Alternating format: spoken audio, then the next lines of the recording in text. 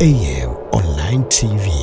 Rais wa Jamhuri ya Msumbiji Daniel Francisco Chapo tayari amewasili nchini Tanzania kwa ajili ya kuanza ziara ya kikazi ya siku 3 ikiwa ni sehemu ya kuimarisha uhusiano wa kidiplomasia, ushirikiano wa kiuchumi kati ya nchi hizo mbili.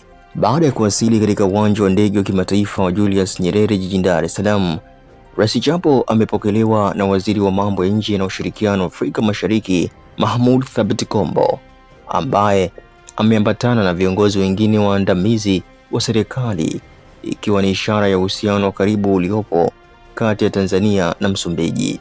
Akiwa nchini, Rais Chapo anatarajiwa kufanya mazungumzo rasmi na mwenyeji wake, Rais wa Jamhuri ya Muungano wa Tanzania Dr. Samia Suluhu Hassan, Ikulu jijini Dar es Salaam, ambapo viongozi hao watajadili masuala mbalimbali ya ushirikiano ikiwemo biashara, uwekezaji, ulinzi na usalama wa mipaka pamoja na masuala ya maendeleo ya kikanda.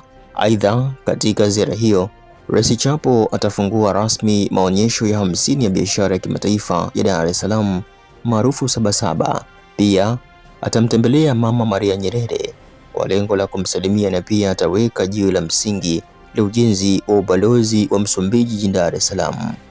Ziara hiyo inatajwa kuwa ya 3 kufanyika nchini Tanzania tangu alipoingia madarakani mwaka 2024, jambo linaloonyesha kuendelea kuimarika kwa mahusiano ya kirafiki na mshikamano wa muda mrefu kati ya mataifa haya mawili yanayoshirikiana katika nyanja mbalimbali za maendeleo.